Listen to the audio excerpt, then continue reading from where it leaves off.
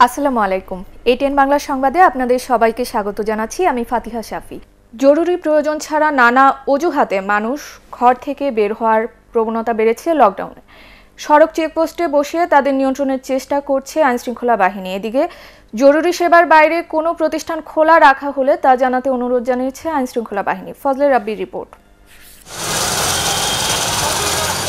রাজধানীর Panthapath signal checkpost. ঘর থেকে বের হওয়ার সন্তোষজনক ব্যাখ্যা দিতে না পারে জরিমানা করা হয় জয় রাজবংশীকে। 15 মিনিট ধরে বিভিন্ন জনকে মোবাইল ফোনে কল দিয়েও সবশেষ ব্যর্থ হন তিনি। বাসা আপনার বুঝছিলেন নদীর ওপর। ওষুধ কিনতে যাচ্ছিলেন কোথায়? ওষুধ কিনে যাবো মোহাম্মদপুরে। এটা পান্থপথ। ঠিক আছে, ওইটা তো আমি তো আমার কাছে একটা স্যাম্পল ছিল, জরুরি স্যাম্পল। ওই স্যাম্পলটা দেওয়ার জন্যই আমি এটা আমাদের ওই ট্যাব। লকডাউন কিন্তু নিলামে গাড়ি কেনার শেষ দিন আজ, তাই ঘর থেকে বের হয়েছেন এই দুই মোটরসাইকেল আরোহী। এদিকে সকাল থেকেই রাজধানীর বিভিন্ন সড়কে চেকপোস্ট বসিয়ে মানুষের অকারণ চলাচল নিয়ন্ত্রণের চেষ্টা করে আইন শৃঙ্খলা বাহিনী। তা আমাদের যতটুকু অবজারভেশন যে আমরা যুক্তিসঙ্গত কারণবিহীন মানুষের সংখ্যা খুব কম। মানে ঘোরাফেরা করা আগে যেটা ছিল এক সময় যে লকডাউন দেখতে আসা ঘোরাফেরা করা, ওই সংখ্যার লোকটা এখন নাই। এক পথচারী জানালেন পান্থপথের হক চেম্বারে জরুরি সেবার বাইরে খোলা রয়েছে কয়েকটি ব্যবসা প্রতিষ্ঠান। ফোনে কথা হলো একটি প্রতিষ্ঠানের ব্যবস্থাপকের সাথে। আপনাদের অফিস খোলা আছে? অফিস খোলা আছে, ফিজিক্যালি এবং অনলাইনে সবকিছু সাপোর্ট পাবেন। নির্দেশনা অমান্য করে কোনো প্রতিষ্ঠান খোলা রাখার খবর পেলে 999 ফোন দিয়ে সহায়তার অনুরোধ জানিয়েছে পুলিশ প্রশাসন। ফজলে রাব্বি, এটিএন বাংলা, ঢাকা। বঙ্গবন্ধু মেডিকেলের টিকা কেন্দ্রে 3 ডোজ ভ্যাকসিন নেওয়ার কথা ওমর ফারুক পরিবারকে জানিয়েছে বলে নিশ্চিত করেছে তার বাবা ও বোন। এদিকে গতকাল তাকে ডাক্তার পরিচয়ে বাড়ি থেকে নিয়ে আসা হয়। পরে ওমর ফারুক সেখানে ফোনে জানান তাকে বঙ্গবন্ধু মেডিকেলে ভর্তি করা হয়েছে। হাসপাতালের পরিচালক ব্রিগেডিয়ার জেনারেল নজরুল ইসলাম জানিয়েছেন ওমর ফারুককে র্যাব সদস্যরা বাড়ি থেকে নিয়ে আসে। এখন তিনি হাসপাতালে পর্যবেক্ষণে আছেন। তদন্ত করা হচ্ছে 3 ডোজ টিকা নেওয়ার বিষয়টি। শুরুতে বলে যে গত পরশুই আমরা জানতে পারি যে আমার নাতি সুই দিছে, অনেক একটা দিয়া দিছে, আর 2টা দিল কি আমার 3টা সুই দিয়ে দিল কি তারা দইরা নিয়েছে গান থেকে বাইর থেকে দইরা নিয়েছে, আমি কই নিছি কেমন করতে। কালকে রাত্রে ভদ্রলোককে র্যাব আমাদের এখানে এনে ভর্তি করায়। তো এই ভদ্রলোককে যদি সত্যিকার অর্থে 3টা ভ্যাকসিন কেউ দিয়ে থাকে বা আমাদের এখান থেকে বক্তব্য অনুযায়ী যদিও দেওয়া হয় নাই, তাহলে সে সুস্থ থাকার কথা না, তার কিছু না কিছু সমস্যার কথা। সেই দিক চিন্তা করে র্যাব হয়তো ভাবছে যে তাকে আমরা একটু ফাইন্ড আউট করি।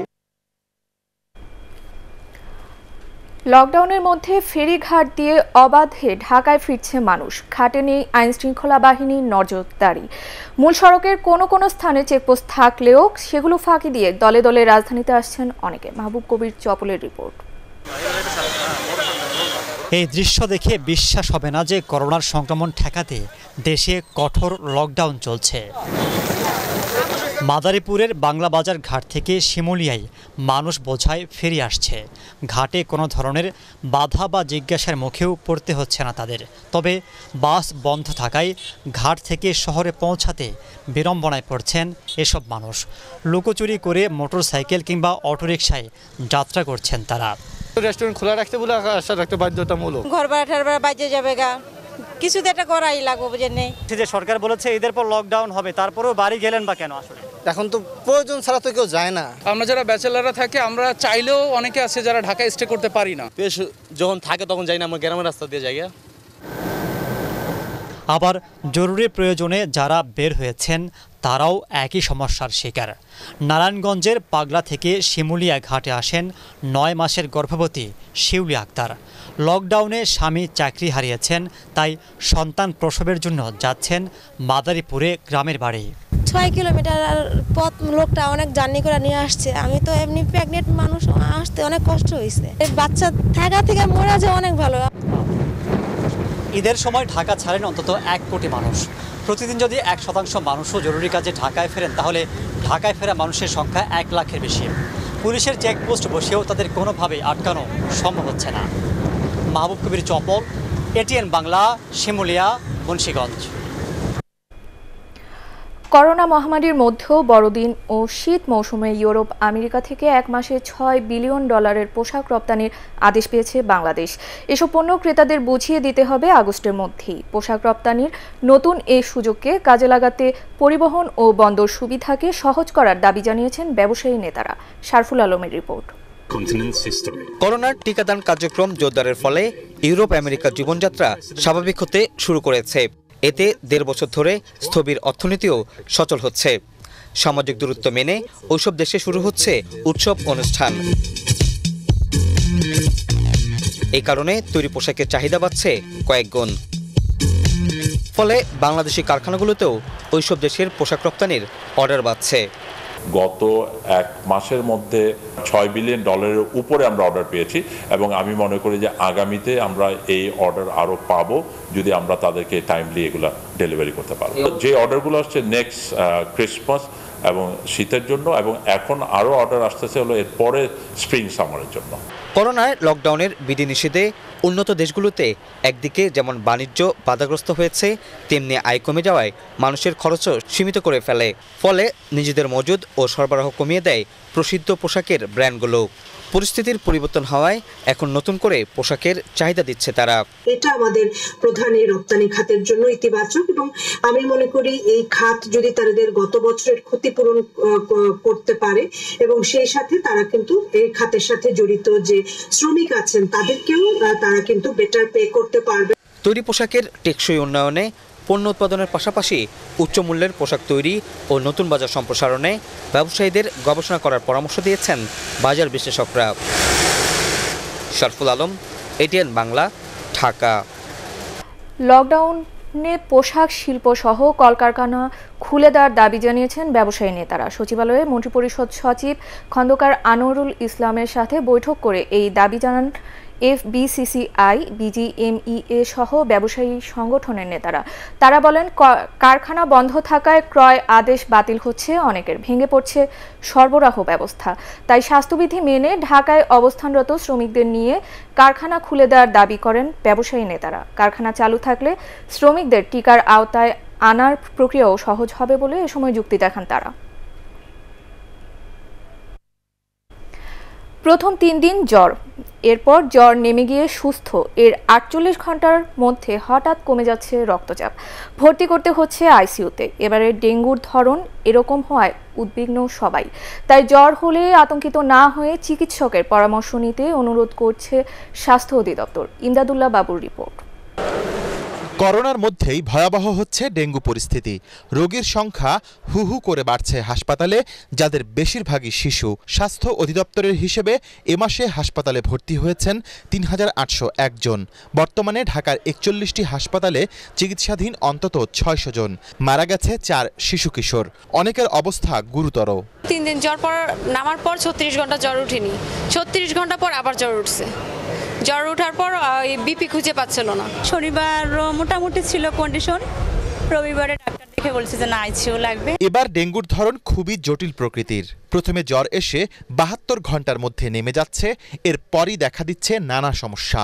প্রথম 3 দিন জ্বরের পরে দেখা যাচ্ছে আমরা খুশি হয়ে যাই যে জ্বরটা কমে গেল। পরবর্তী 2 দিন অবশ্যই খেয়াল রাখতে হবে প্রস্রাব কমে যাওয়া বা পেটে ব্যথা বা ক্রমাগত বমি হওয়া, এবং এগুলো যদি দেখা না যায় তাহলে আমরা আশা করতে পারি যে রিকভার করছে। কিন্তু যদি দেখি যে না এগুলো দেখা গেছে তাহলে অবশ্যই বাচ্চাকে সাথে সাথে হাসপাতালে ভর্তি করে চিকিৎসা করতে হবে।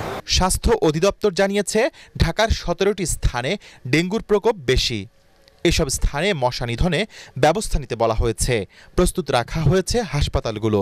ডেঙ্গির যে আপনার ওয়েভ প্যাটার্ন আছে, সেই ওয়েভ প্যাটার্ন হিসেবে এবছর কিন্তু আমরা এক্সপেক্ট করছিলাম ডেঙ্গি বেশি হবে। স্বাস্থ্য অধিদপ্তর থেকে কিন্তু আমরা ইতিমধ্যে সেটা আমরা জানিয়েছিলাম। কিন্তু তার মধ্যে যেটা হয়, আমাদের যে সব প্রতিরোধমূলক ব্যবস্থাগুলো এগুলো তো 100% কখনো হয় না, সেই জন্য সংক্রমণটা বেড়ে গেছে এবং সেটা আমরা বেশি পাচ্ছি গত 3 মাসে। ডেঙ্গু থেকে বাঁচতে আঙিনা পরিষ্কার রাখা, 3 দিন পর জমে থাকা পানি ফেলে দেয়া, শরীর ঢাকা লম্বা জামা কাপড় পরা, এমনকি দিনের বেলাও মশারি ব্যবহার করার পরামর্শ দেন চিকিৎসকরা। ইমদাদুল্লাহ বাবু, এটিএন বাংলা, ঢাকা। এবারে ইস্পাহানি শেয়ার বাজারের সংবাদ।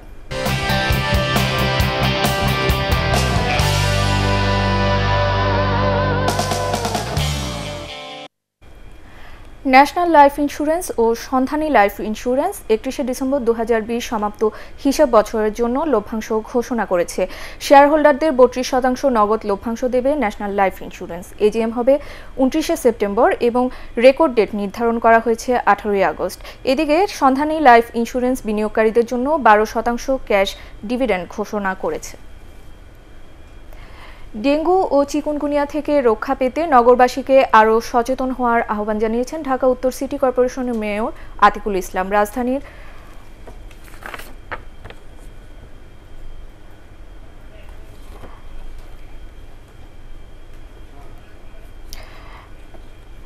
রাজধানীর মগবাজার চৌরাস্তা মশক নিধন ও জনসচেতনতামূলক ক্যাম্পেইনে অংশ নিয়ে তিনি একথা বলেন।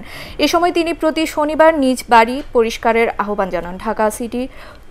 ঢাকা উত্তর সিটির 44টি নগর স্বাস্থ্যকেন্দ্রে বিনামূল্যে ডেঙ্গুর পরীক্ষা করা হবে বলেও জানান তিনি। এবারে আল আরাফা ইসলামী ব্যাংক অর্থ সংবাদ।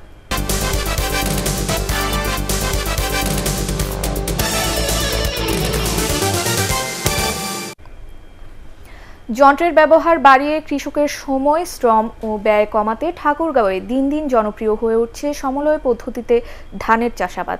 এর মাধ্যমে একদিকে যেমন চাষের খরচ কমে আসছে, অন্যদিকে ফলনও বাড়ছে বলে জানায় কৃষকরা। জেলার রানীশংকৈল উপজেলার 6ভাগিয়া গ্রামে 50 একর জমিতে সমলয় পদ্ধতিতে রাইস ট্রান্সপ্লান্টারের মাধ্যমে ধানের চারা রোপণ উদ্বোধন করেন জেলা প্রশাসক মোহাম্মদ মাহবুবুর রহমান। এই যন্ত্র দিয়ে ঘন্টায় 1 একর জমিতে ধানের চারা রোপণ করা যায়।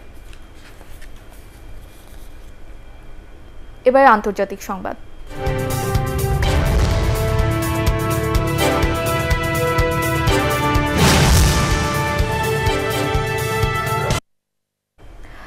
যুক্তরাষ্ট্র এবং ইউরোপের 2 ডোজ করোনার ভ্যাকসিন নেওয়া ভ্রমণকারীরা ইংল্যান্ড, স্কটল্যান্ড এবং ওয়েলসে কোয়ারেন্টাইন ছাড়াই ভ্রমণ করতে পারবেন। যুক্তরাজ্য সরকার জানিয়েছে আগামী সোমবার থেকেই নতুন এই নিয়ম কার্যকর হতে যাচ্ছে। তবে এই নিয়মের বাইরে থাকবে শুধুমাত্র ফ্রান্স। আপাতত যুক্তরাজ্যের যেসব নাগরিক দেশের বাইরে রয়েছেন তাদের জন্যই শিথিল করা হচ্ছে কোয়ারেন্টাইনের এই নিয়ম। এবার পার্টেক্স খেলার খবর।